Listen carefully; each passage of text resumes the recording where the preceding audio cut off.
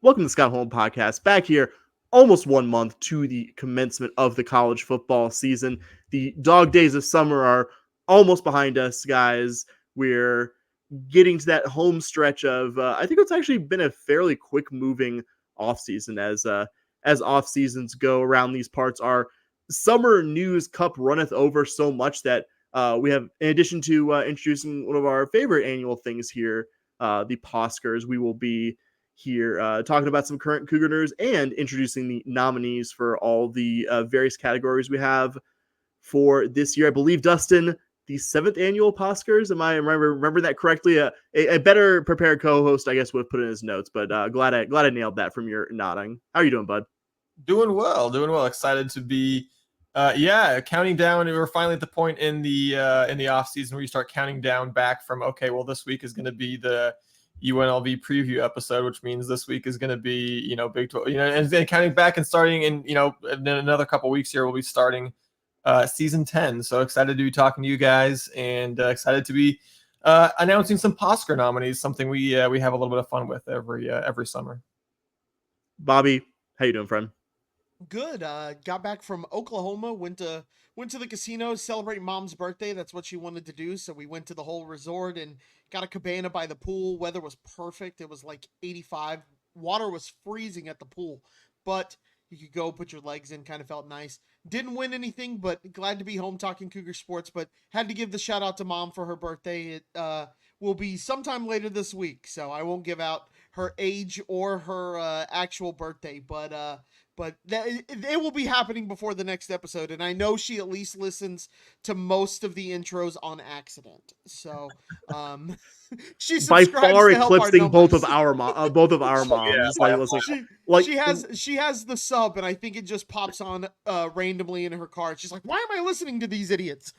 So, shout out to your mom for that, and I guess putting up with you for all these years as well. Really quick aside, like I don't want to get us too off this track, but I had to explain. I think you have both heard this anecdote from me, but in the last year or so, because of, believe it or not, it's somehow intersected with my work, I had to explain to my two bosses, who are both mostly born and raised here in Las Vegas, that the first exit, if you're going from Texas into Oklahoma on the main interstate, which in this case Interstate 35, that the first exit is not like the whatever, the I guess the welcome center, or a park or anything like that. It is a number of Oklahoma casinos that mostly cater to Texas people coming across the board, which they could relate to it as people who are from here, big gambling mecca of the world, but still found it very funny. Just an aside, again, we're getting sidetracked here. The first exit is a gas station with a casino attached, but also a dispensary, because Oklahoma is legal for medicinal. That's right. So interesting. There we go. Again, before I get us any further in the ditch here, gonna mention, of course, our Patreon, patreon.com/SHPAWcast. If you like what we do, if you have a little bit of disposable income to kick our way for doing a weekly Houston Cougar podcast, even here in the deep, dark heart of the offseason, consider giving us as little as $5 a month over at patreon.com/SHPodcast. It's 16 cents a day to support the work that Dustin, Bobby, and myself do over there. Please also support our network friends at the 1012 Network, at TEN12 Network, wherever you do your social mediaing. The 1012 Podcast, a number of great sister Big 12 podcasts. Of course, got to mention our good friends, are now multi-year sponsors. Now that we are just past the 12-month mark on that, Charlie Hustle, on the World Wide Web at charliehustle.com. If you do not know them, know now. They're the makers of incredibly comfortable vintage collegiate wearables, some professional team wearables as well, but likely if you're listening to this, your interest is with the Houston Cougars, and good news for you as well. Charlie Hustle has a fantastic Houston Cougar selection: t-shirts, crew necks, hoodies, all kinds of wearables, classic Cougar throwback designs, as well as designs you can find nowhere else. So please support Charlie Hustle. Use our promo code PAWD15. That's PAWD15. That's going to save you 15% on any order of fantastic Charlie Hustle wearables. Guys, it's the most wonderful time of the year. It's not December. It's not the time for Hallmark movies. It's time for the Pawscars. How about we introduce some categories? Pawscar. Yes, well, introduce the Pawscars by introducing the nominees. We are not going to be tonight giving away our votes. We're going to give you, you the fans have your vote in this as well. We will give you time to vote. Not going to tip our hands as well, but we're going to at least introduce that on our penultimate episode of of our 9th season here of doing a podcast. I think our goal here is to attempt to sell every candidate in every category to you. Yes, To make it yes. as difficult. At least that's how I did my notes. If I'm supposed Yeah. to be selling a certain candidate, I will. I can do that because I know who I'm choosing for all these. So, yeah, so wherever you're listening to this, I'm sure Sam will put it the link to vote for all but one of the categories in the show description, and then play of the year, which will have the actual clips you can find on Twitter, which I'm sure will be under this episode as well. Also, if you scroll to the bottom of the ballot, it'll have a link to vote on Twitter as well. So definitely make sure, every year we've done this, we've given the fans a vote. So definitely make sure to go fill out your ballot and be part of Pawscar's history. First year, we're going to 4 full votes. 3 hosts. I'm having anxiety about these potential ties here. These two ties. We're eliminating the 3-way ties, but we're going to introduce some 2-way ties. So I think it'll be an even switch. But excited, guys. Should we go ahead and get started with the first category of nominees here? Let's do it, buddy. Yeah, let's do it. All right, Sam. I think this is you, bud. Yeah, so we're gonna lead off here with male athlete of the year. It almost prefacing this, it almost felt difficult to cut this down to like 6 or have it 6. I think you could probably even make a case for a couple of guys that aren't gonna be on here, but I don't think anyone will take issue with the 6 that we have here. Jamal Shed from the men's basketball program. I don't know what else I can say about Jamal Shed. I haven't already, but Big 12 Player of the Year and Defensive Player of the Year, the heart and soul of the Big 12 championship winning Cougar men's basketball squad. Louis Hinchcliffe from Cougar track and field, 100-meter dash national champion, Olympian guy who accomplished an incredible amount in his first year as a Houston Cougar. His teammate with the Cougar track and field program, Sean Maswanyani, 3-time Big 12 champion, a man whose accomplishments I could probably spend a full podcast fully recapping from his time with the Cougar track and field program. Santiago de la Fuente, a big part of a strong first season for the Cougar men's golf program in the Big 12, as well as a Masters. And Bobby, correct me if I'm wrong here. I'm going to look off my notes here. Is it Open Championship? What was the other major he qualified for? U.S. Besides the Masters? U.S. Open. Excuse me. Masters and U.S. Open qualifier as well. Jaywan Roberts from the Cougar men's basketball program. Incredibly big part of the Cougars championship winning first season in the low post. And Kerry Arboleda from the Cougar baseball program, who had a monster year at the plate after being kind of really a part-time bit player. His first season of the program has a monster second season as well, leads the Cougars in most of the major offensive categories, and just has an all-around fantastic 2024 season. Guys, what do we think about those nominees? Yeah, some strong nominees. I think there's a few, there's a few guys on there that you go, oh man, well, it's got to be him, right? But then you see there's kind of multiple guys that fit that description, and really a bunch of all 6 of them with extremely strong candidacies here. So I think going to be a category where a lot of different people get a lot of different votes, even if, not to tip anyone's hand, but I think maybe 1 or 2 will dominate the fan vote at the very least. But I think a lot of 6 strong candidates to that I think really deserve your consideration. Yeah, it was the male athlete of the year was a very tough one to even come up with the candidates without it being 15 people long. It seems this really feels like the year, like I think it was Forrest Gump won the Oscar for Best Picture, and it won, and it beat out Pulp Fiction, Quiz Show, Shawshank, 4 Weddings and a Funeral. Like, just what a lineup! And then anybody who wins is definitely going to deserve it if they for what they've done for Cougar sports in the past year. Yeah, won't tip my hand at all who I'm voting for. I will just say I have written and deleted notes about who I'm going to pick for this. It has been a thinker, to be sure. Absolutely. All right, Bobby, go. Yep. So we are going to give you the nominees for Best Actor, Best Female Athlete. I'm sorry. Best Actress. The Oscars fever is just coming over you. I understand. I don't know what happened. I got caught up in the moment, guys. My apologies. So we're gonna start with volleyball, and we are going to nominate Kenneth Sauer. Kenneth Sauer transferred in from Texas Tech this year. We're super excited for preseason to see what she was going to bring. I know all 3 of us were really excited for what she was going to bring to the program, and she exceeded even those very lofty expectations. 377 kills on the season, which actually led the team, and was named to the All-American third team, becoming only the third Cougar volleyball player to do so. So some nice accolades there. Next up, we have Moa Savinicold, lowest scoring average on a very good women's golf team, Cougar women's golf team. And if you look at the awards, Moa was named to the Big 12 All-Tournament team, which is really big. First year in the Big 12 to have somebody named to your All-Tournament team, as well as the All Big 12 Conference team. So big stuff there for Moa. Then you have Cindy Townsend from track and field, finished top 5 in the nation at NCAA finals, multiple meet wins throughout the year, and a second-team All-American. Next up, we have Kellyanne Beckford, also from track and field, indoor Big 12 champion in the 800, part of the 4x400 team that finished top 5 in the country at NCAA Outdoors. And then finally, we have Tariah Coleman, just an all-around beast for the softball team, batted .374, 8 home runs, an OPS of 1058, slugged .594, 7 for 10 in stolen bases. So any thoughts on who you guys are leaning towards, or on the candidates as a whole? So really great. I was gonna say great year for that's my first thought. Great year for women's track and field to have 2 nominees. Like I know we've talked about year. It was almost a year-on-year trope to us. I was like, all right, is this the year that Cougar women's track and field is going to have some like high-level scoring points in the finals kinds of athletes? And we have a couple here. I think speaks to the incredible year that program had. Sorry. Yeah, no, I was just gonna say don't want to give away who. I'm not gonna say who I'm leaning towards voting for here, but I really think another strong field of candidates, even on some less strong team. Tariah Coleman had a fantastic season. Like I said, multiple very deserving candidates in track and field.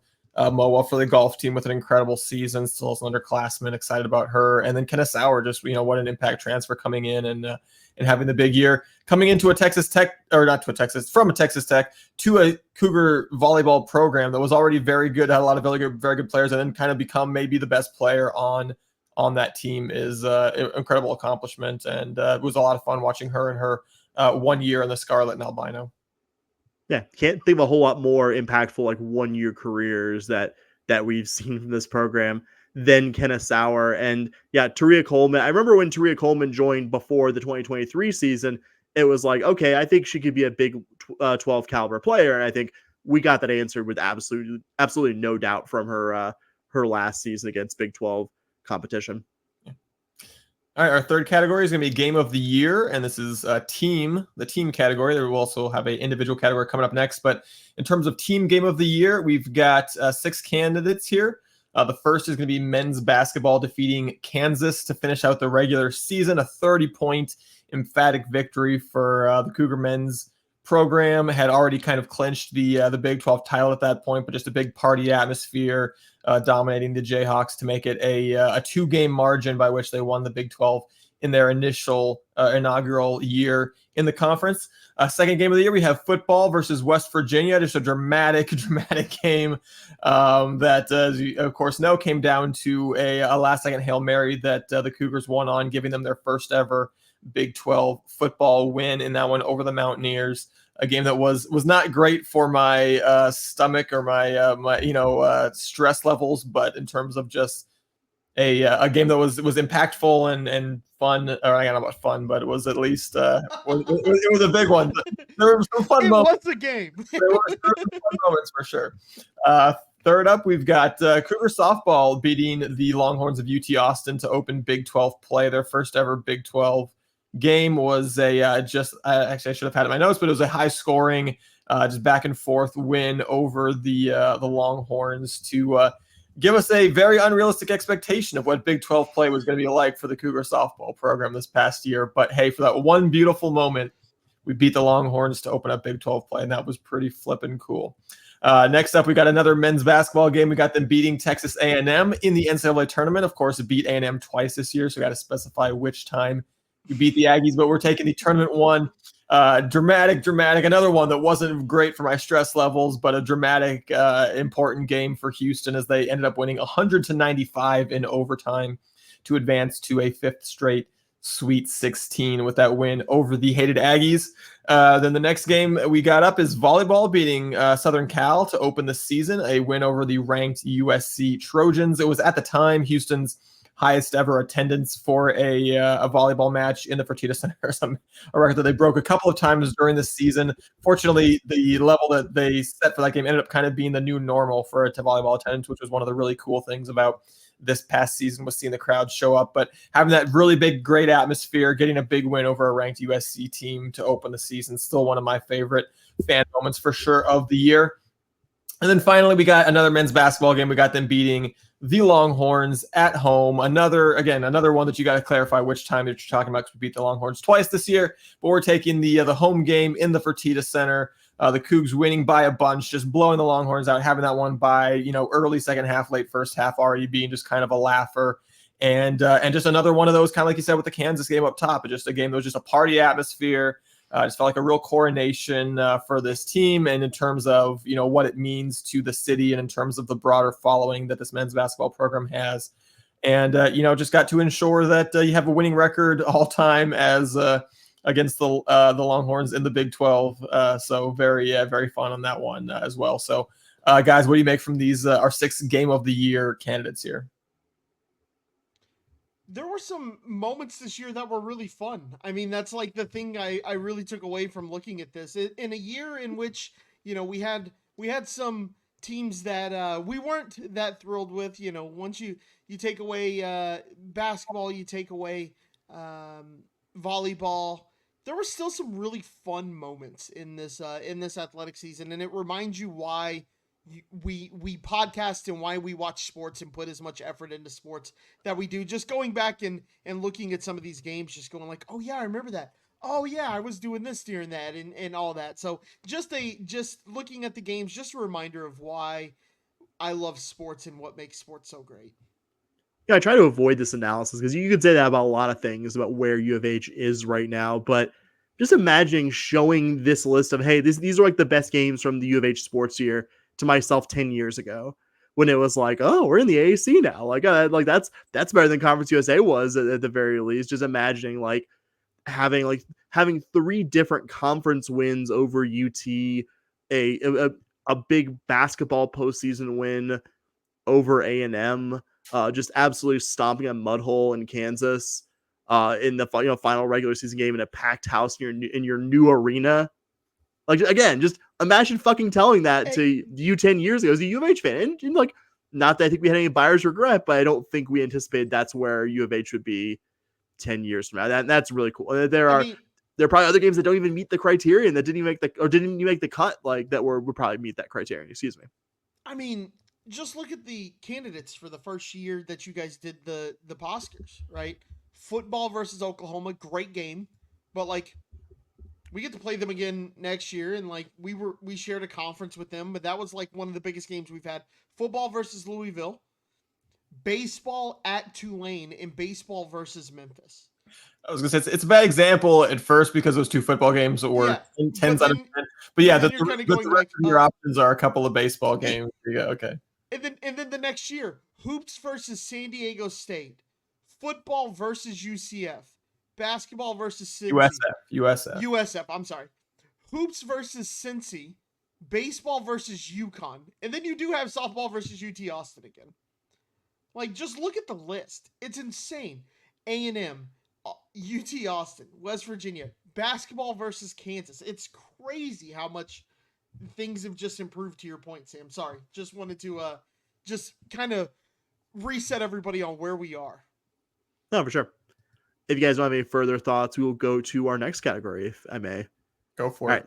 So along the same lines, we were doing the game of the year, like Dustin just got to know the team category, but this is the individual game of the year. So start with Jamari Caldwell, interior D lineman for the Cougar football team, his 2-sack performance in that close loss to UT.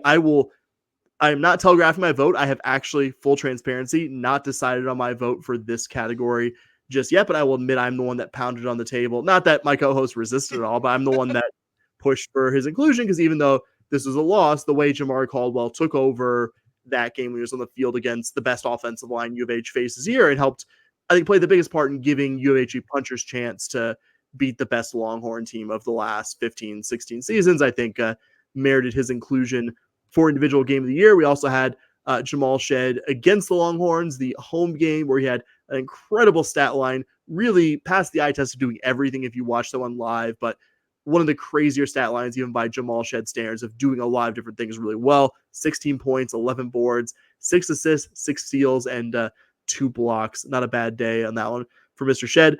We also have Donovan Smith from the Cougar football team's win over West Virginia. He was responsible for 5 total touchdowns. And I always like to, when I talk about this game, clarify this wasn't the most even 2023 season for Donovan Smith, but he was truly excellent in this game. Like, I don't, obviously the Hail Mary at the end takes up a lot of the oxygen, rightfully so. It was the biggest moment. It's the one moment in this game that'll be probably remembered for many years afterwards.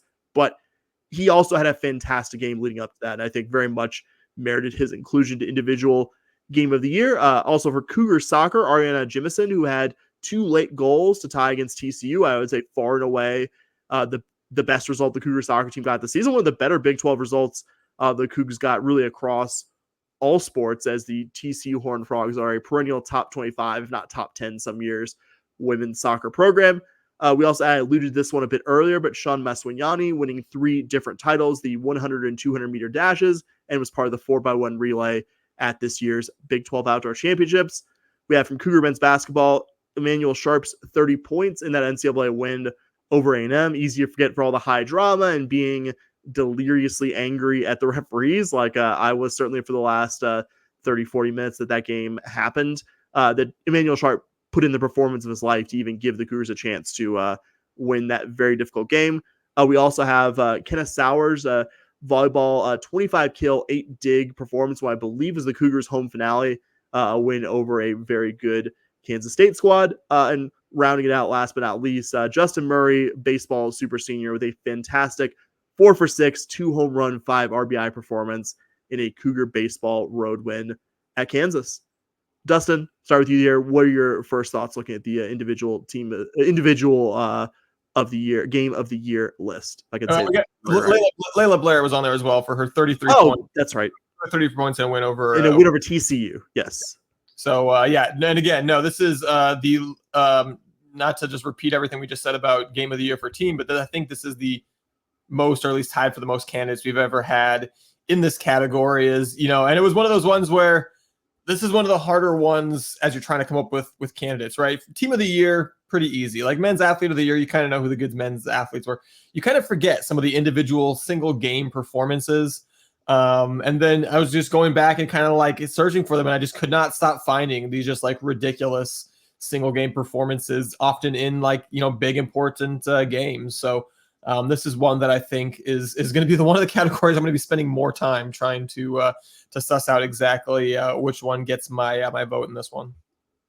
Yeah, I mean, you start out and you just look at the list and you're like, oh, Donovan Smith, 5 touchdowns. That's really impressive. And then you're like, wait, we have a guy who won 3 titles at Big 12. Okay, hold on. Wait, 4 for 6 with 2 homers? 30 points in an NCAA tournament game? Like, you're just going, okay, hold on. This one is better than this one. This one's better. Like, you just keep going through the list and you're just like, well, hold on. Is that one actually better than 30 points in an NCAA tournament game? 4 for 6 is ridiculously impressive with 2 home runs. And so it's just kind of one of those things where you're just like, what the heck is going on here? So it's to your point, you're just like, oh, yeah, no, that's a pretty good performance. That's a good performance. Wait a minute. And so, yeah, I think this one's going to be the one that I probably sit with the longest. Yeah.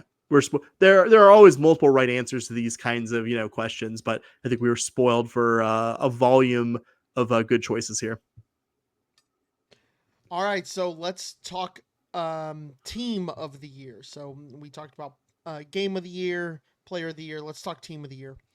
We are going to start with the 3-time defending champions, and they are back to win their 4th title in a row. In case you forgot about the men's basketball team and what they did, if you listen to this, it's hard to imagine that you don't remember that the team spent 3 weeks at number 1, beat A&M and Texas multiple times, won the Big 12 regular season crown in year one by multiple games, and the Big 12 tournament runner-up, and, just a ho-hum Sweet 16 appearance for the men's basketball team. So that's going to be your first candidate, men's hoops. Second is women's volleyball. Made the second round of the NCAAs, where they took on one of the top teams in the country and took them to 5 sets, gave them a real scare. I remember watching that game, just like, hold on, we may have a shot at beating Stanford here. Solidified themselves really as a top 20 team nationally this year, and that's not something we see a lot this early on. And it just feels like Cougar volleyball really established themselves as a program this year. Next up is swimming and diving. Finished second in the Big 12 in our first year in the Big 12. Really great performances there, and qualified 3 people for NCAA championships. And then we have men's track. Finished 5th in the country, which if we had any other team finish top 5 in the country, we'd be losing our minds right now. Multiple NCAA medalist and overall Big 12 outdoor champion. A couple of small things, according to their coach, a couple of small things at NCAA championships from being national champions this year. So top 5 finish, always good to end your season with. Fellas, what you think? Yeah, I think 4 very strong candidates there. It'll be a little interesting to see, how much diversity we get in the votes. We've done this 6 times, and only 2 different programs have ever won Team of the Year in the time that we've been here. So definitely hoping to see going forward some more ascendant programs, because again, not saying anything about my own vote, but I have a sneaking suspicion the overall results will be that one of the teams that has already won before will win again. But looking for some more ascendant programs, and just glad to have, especially as we've never had a women's program win this category, glad to see a couple of women's programs that certainly merit inclusion in this category. And, like I said, hoping to see both of them continuing to be on an upward trajectory. Yeah, I will say again, not to my vote in any way. Like you guys said with swimming and diving, Bobby, being like, I would tell people UT has won their conference, whether that's the Big 12 or the Southwest Conference, something like almost 50 years in a row under Eddie Reese. So being the second place finisher, I'm not gonna say, it's the same thing as hanging a banner, because fundamentally it's not. It's fun, but being second in a much better conference than the one you came from the first year was a really big accomplishment. One that I don't know if it gets the public credit that it deserves. Cougar volleyball competing as well as they did in a really tough Big 12, I thought was very impressive. I think with a slightly more advantageous draw, I think, to the tournament, I think you could have seen that team in the second week of the tournament, like you saw the year before. So I think a lot, I suspect one of these teams is going to be the ultimate winner, but I really do think it's a great foursome to pick from. Next up, we have Coach of the Year. Going to be 4 candidates in Coach of the Year as well. You can probably guess them if you were paying attention to the teams that were in Team of the Year.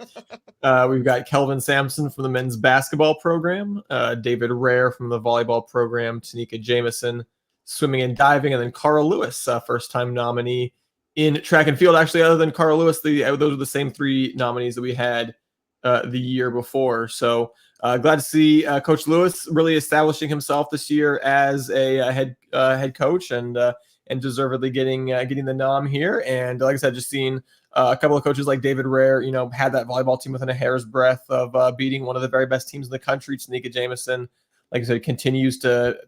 I think Tanika Jameson has had her Cougar team finish as high in every single conference event as was realistically possible. Just continues to do a great job with that. And then, what can we say they haven't already said about Kelvin Sampson and the job that he continually does every year to make the men's basketball one of the very top teams in the country.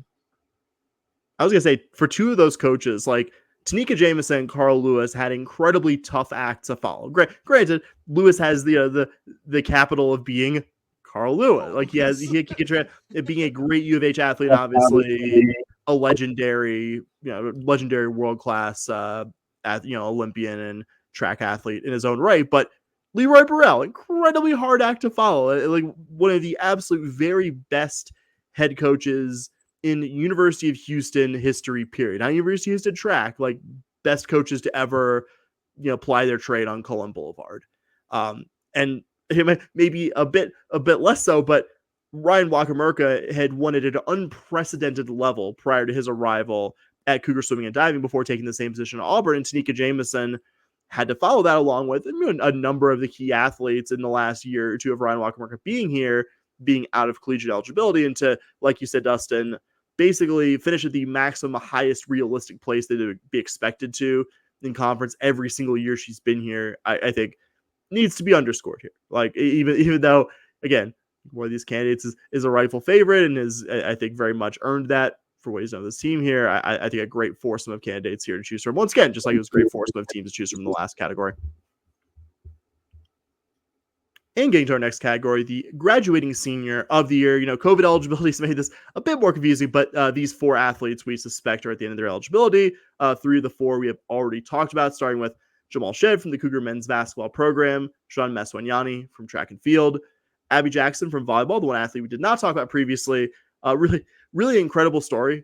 Like, guys, like came here not as a recruit of the David Rare staff. Like, David Rare did bring in some recruits that had either played for him at Arkansas State or committed to him, but Abby Jackson was very much a recruit of the last staff from I think she was the first Division I athlete in her high school's history from a tiny school in like the Puget Sound of Washington, and basically from the beginning of her freshman year up until this most recent season was the top or one of the top, I think, as the roster got a little bit better around her.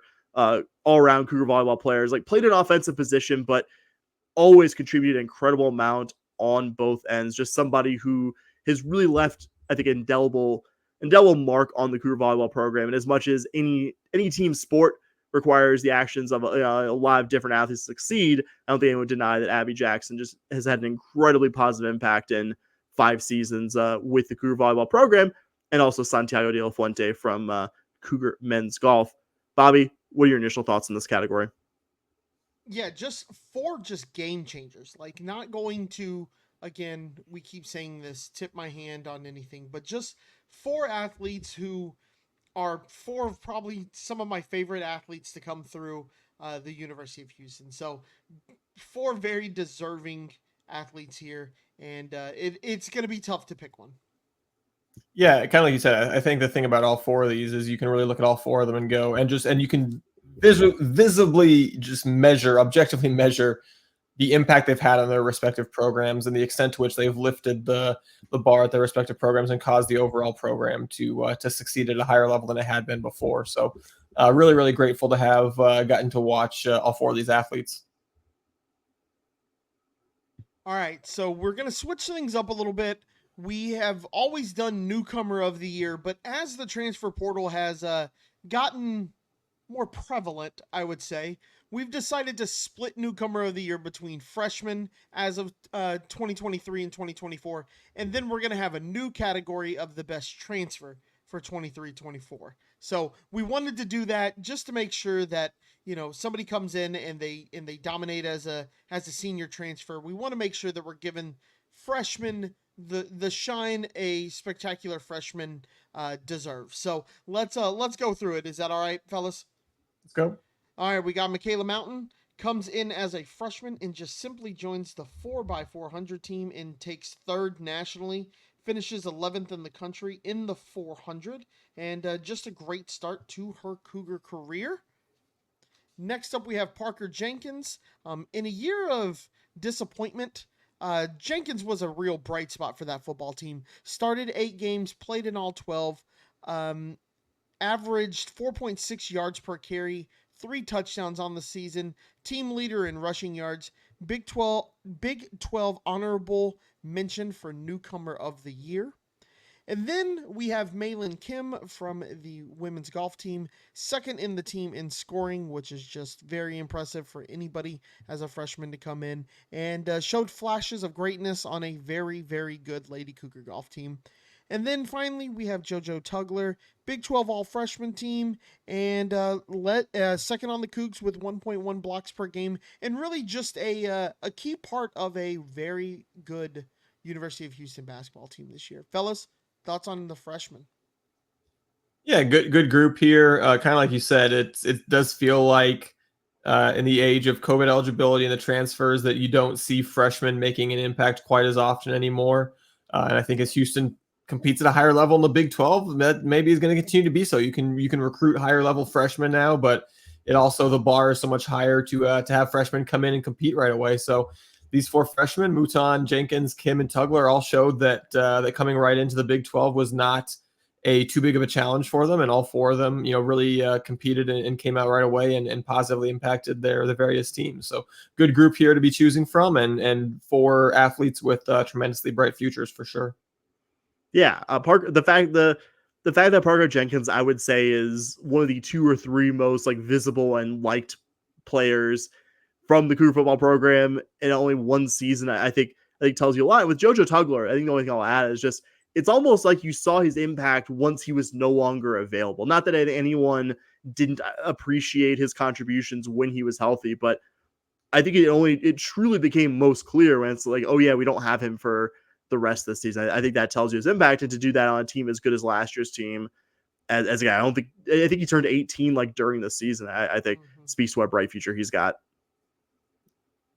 And then next up, we've got Transfer of the Year. We've got 6 nominees here. We've got Kenneth Sauer in the volleyball program, who we've mentioned before, just came in right away, became the best offensive player, maybe the best player on Cougar volleyball this year. We've got Louis Hinchcliffe from the men's track and field, as you know, the 100-meter champion at NCAA Outdoors. We've got Cameron Maddox from the Cougar soccer program, transferred in, was Houston's leading goal scorer with 7 goals this year. From Cougar football, we've got Isaiah Hamilton on a Cougar football that, especially defensively, wasn't a lot of fun. Isaiah Hamilton was the one player that I think every fan would go, that guy had a bright year, did a lot of good stuff, some really exciting plays that he made there. We've also got LJ Cryer for men's basketball, obviously coming over from Baylor, led Houston in scoring average this year. Had a fantastic season. Excited to have him back for next year. And then finally, we've got Harold Cole from the baseball team, who came in, hit well over 300, one of the bright spots on that the Cougar baseball team, and really impressive season from him as well. So yeah, definitely, guys. I know we don't, not to get too repetitive here, but you can go and say impressive transfer group across a number of sports here. Yeah, absolutely. Just, you just kind of look at the list, and there are player of the year, athlete of the year candidates in here, and it's awesome to see transfers making that much of a difference for the Cougs. That you have 6 transfers, one of whom's a national champion. And again, I have also not full transparency. I have not decided who I'm picking for this. You have a national champion, and you're like, oh yeah, all these other people also have a good case this as well. Yeah. I think that's not a shot at the national champion. That speaks to the credentials of everyone else that Louis Hinchcliffe is competing against for this award.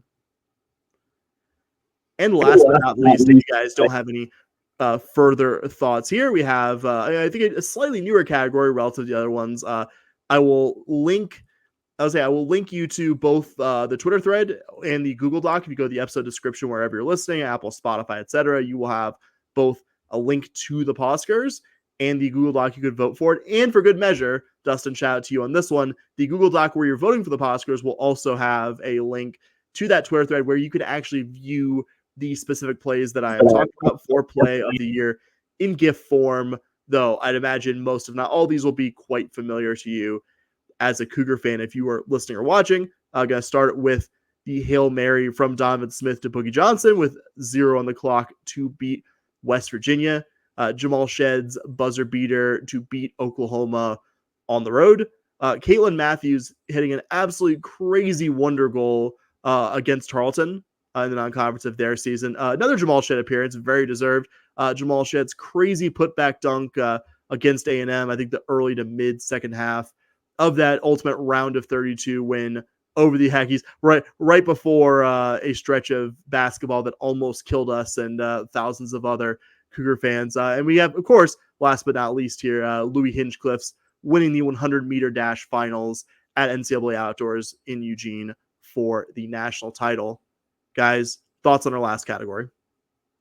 Yeah, it's not the most candidates we've ever had in this category, but I think you made up for not having 6 or 7 candidates by just having 5 that you go, yeah, man, it's again, I'm glad I only have to pick one. Picking one is gonna be hard enough. I'm glad I don't have to like rank these, because to pick one of these and be like that was the 5th best play would be disrespectful to any one of these plays because they're all that good.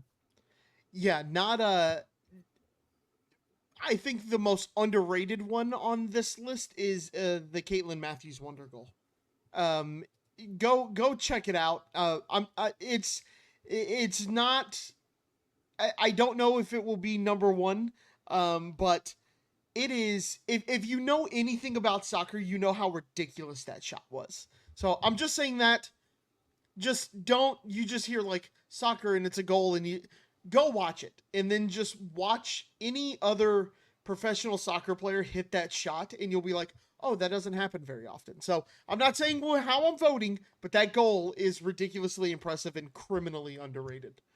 Now, underscore what Bobby said, please, if nothing else, don't you don't have to change who you vote. Just go watch that goal. It was, I think, an almost overlooked moment from this past athletic season. A fantastic goal.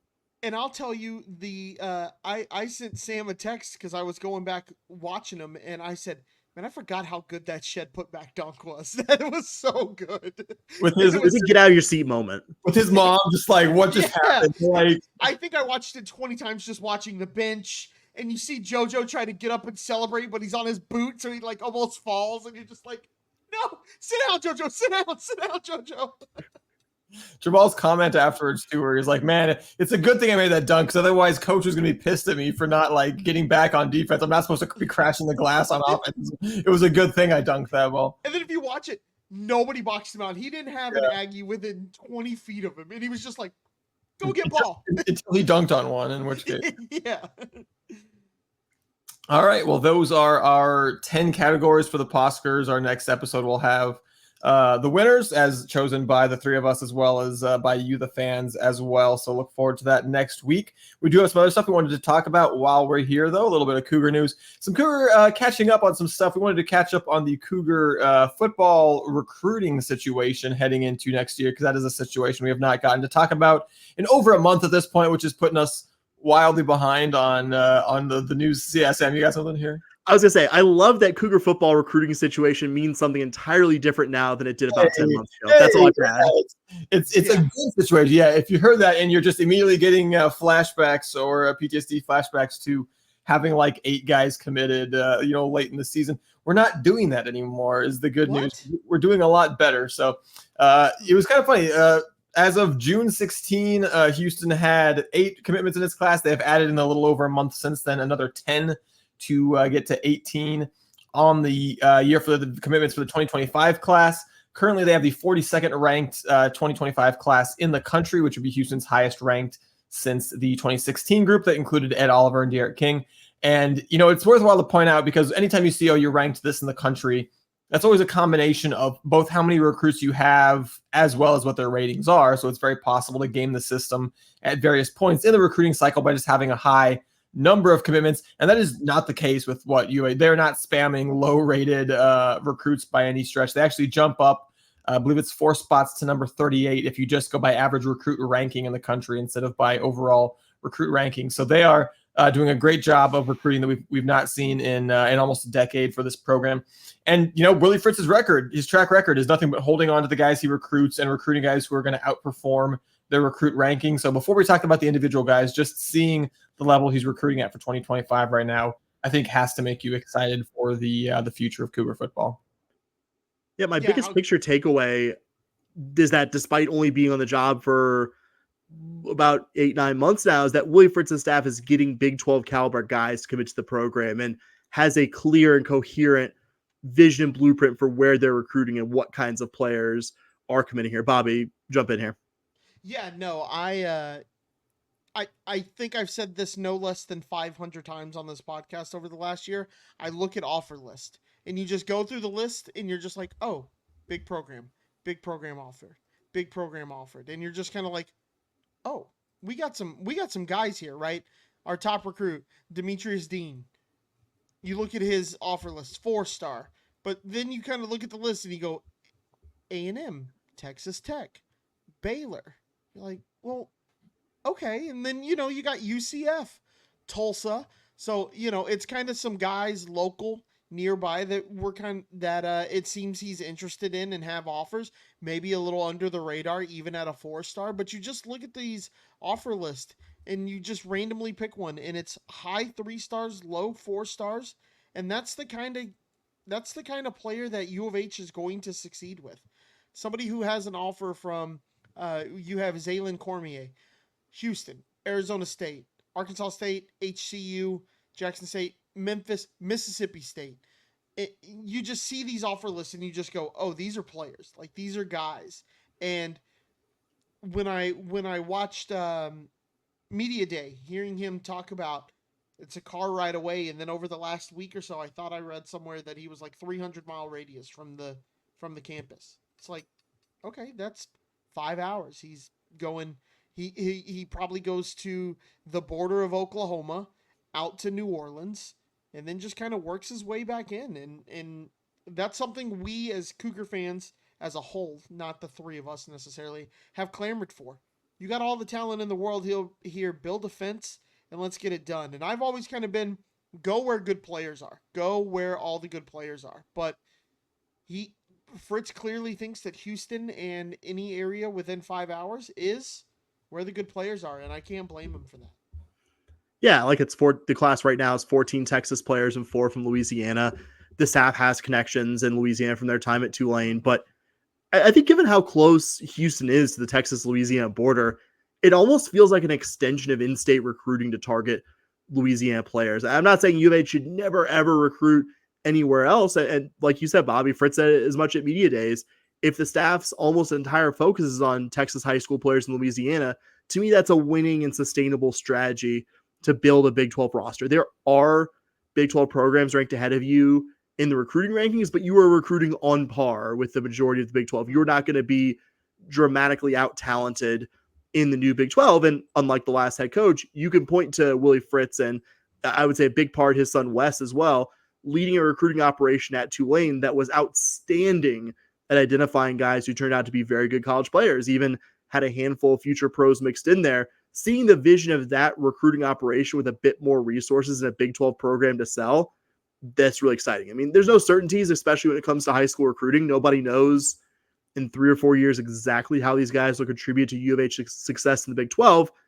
But I can only speak for myself in saying, and I think you guys are generally on board with me in this, I'm seeing exactly what I wanted to see in the early stages of Fritz's first full class here, after, quite frankly, a 2024 transition class that was better than it had any business being after Holgerson left with minimal high school commitments and openly quitting on 2024 recruiting in the public domain in his last few weeks in the job. So, yeah, big picture feeling good. Yeah, also feeling good from seeing the work that he's doing in with the line play here. Demetrius Dean, who Bobby mentioned, being an offensive lineman. Yeah, we know how hard it is to build an offensive line, and it's really hard to do that in the portal. That's one of those positions that, because chemistry and cohesion is so important. It's so important to get guys in, to recruit guys that can play for you, and then to keep them around. So to get a guy like Dean in there with, what A&M brought into multiple unofficial visits in addition to offering him, in addition to his crazy offer list, really impressive. Joins, and then Houston's other, 4-star recruit currently committed in the class in the 247 composite, Travis Buake from Arlington, the defensive lineman. So you got your top 2 recruits there is one guy on each side of the line like that. And then, really excited also about a pair of cornerbacks that have committed in the last month or so in Jacob Bradford from Baton Rouge and Kyle Johnson from Bunkie, Louisiana, 2 of the 4 Louisiana guys that have come in. Both of those guys, high 3, borderline 4 stars. Bradford, Texas Tech brought him in for an official visit and offered him offers from Arizona State, Georgia Tech, and others.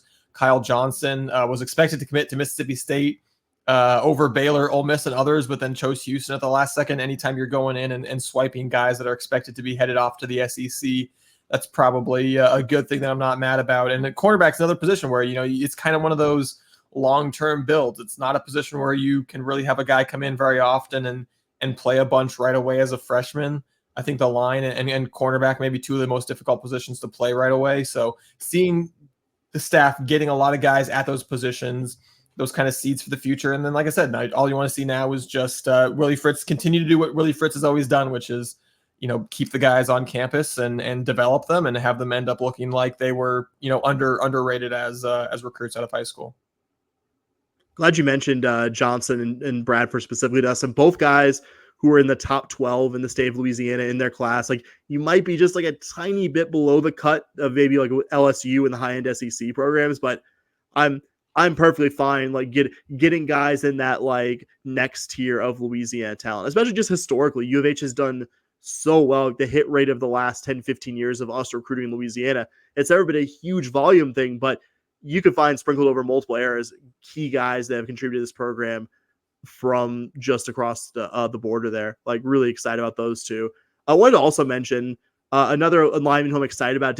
Maybe it doesn't have the as high rating as Buhake and Demetrius Dean, but Carmelo Brooks, a local kid that U of H picked up from Katy Paytow. I think that's the name of the high school.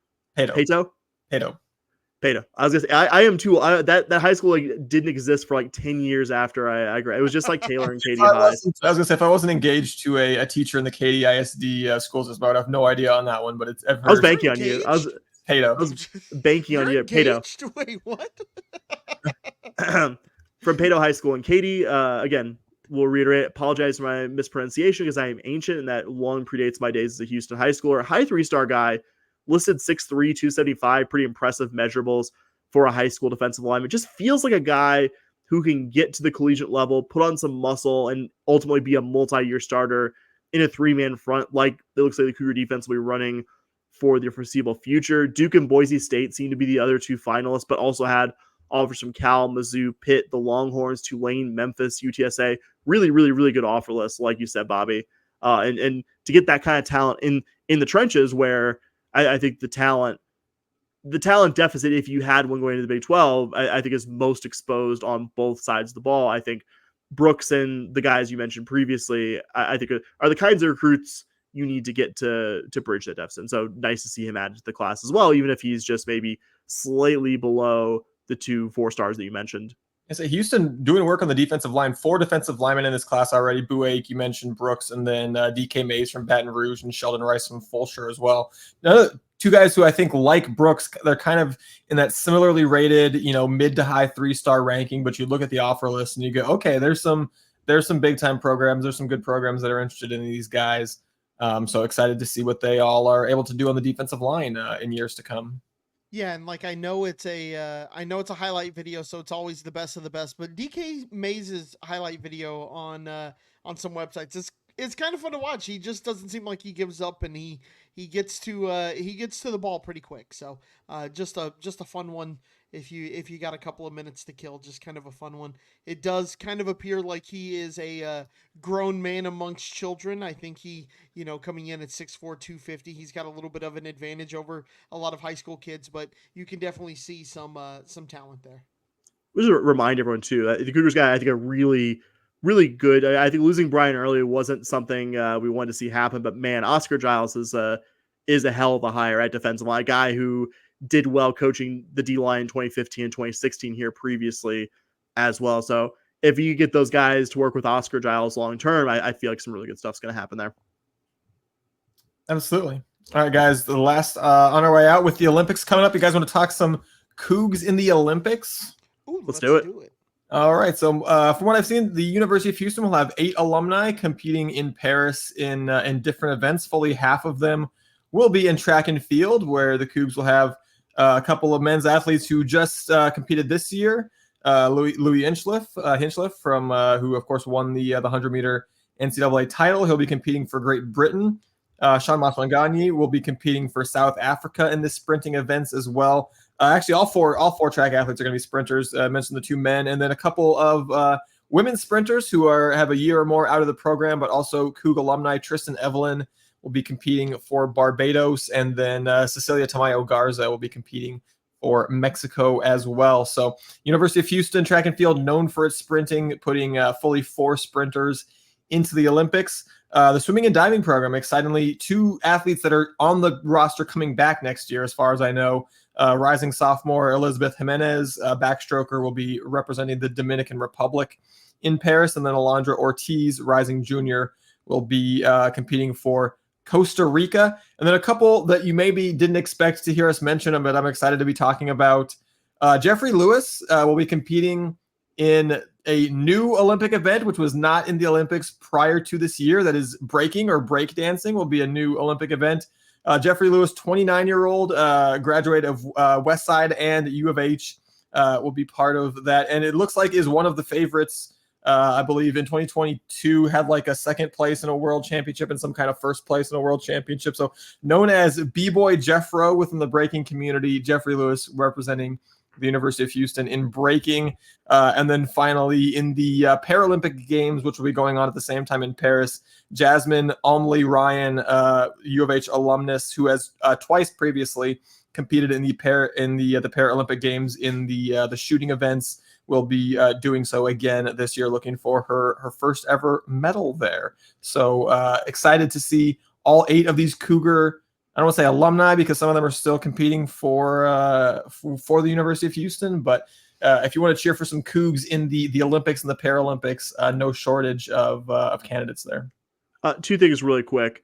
Really cool. So, not that it's any more or less cool than any other athletes, but it always felt like Cecilia Tamayo Garza was a standout athlete. We talked about it here a fair amount, but it always seemed like she would get to like outdoors and just like by the tiniest, most absurd margin, just barely not like make the finals. So really cool to see her get to represent Mexico in the Olympics. High level Cougar athlete, and I was just like, oh yeah, I remember her. She kicked ass. Good job. She got some something break her way, and she was get to the Olympics.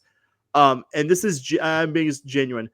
This is the first time that I've heard that breakdance. It's cool. I have no strong negative opinion, but like I did not know breakdancing was. I knew skateboarding made the cut recently, and I don't watch a ton of Olympics, but I'll watch like a smattering here and there. I set my DVR to record like 3 to 5 different sports on it, but like did not know breakdancing was an Olympic sport until like 2 or 3 minutes ago. So thank you for that, Dustin.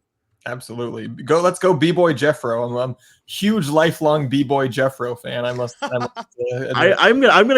I'm genuinely going to go to the like, because again, I'm not going to give my my choice provider of choice free advertising here, but they have the ability to go and like, oh, you want to like record any instance of this Olympic sport? Yeah. And I'm going to see if they have Olympic breakdance and make sure that's among my 5 or 6 recorded sports. That's cool shit. Yeah, no, it's always cool to see the any Cougars competing. As a Brit, I will be really cheering for Hinchcliffe. Ooh, USA, USA. No, in all seriousness, I am not a Brit. I was born in England, but I am not a Brit.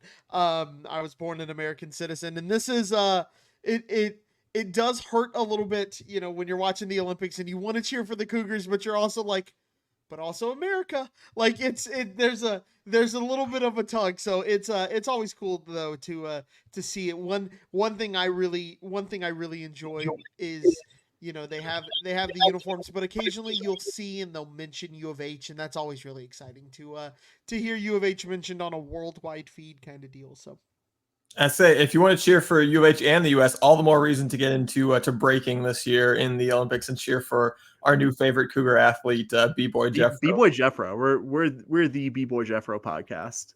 So I'm gonna give a quick shout out, just Houston in general. One of my friends coaches wheelchair basketball, and he has an athlete from Houston who made the Paralympic team in wheelchair basketball. So if you want to cheer for a Houstonian and you see it, it's a cool opportunity. It'll happen after the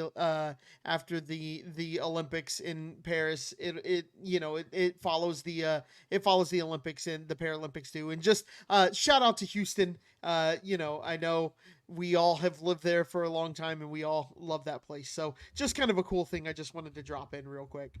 Say shout out Houston. If you want to have some fun, Google like Houstonians in the Olympics and you'll read multiple extremely lengthy articles that I combed through just looking for the ones that actually also went to the University of Houston, because if we were trying to do it every Houstonian, it would be a much longer episode that we don't have time for. So shout out to H-Town for bringing the goods when it comes to producing athletes, as it always does.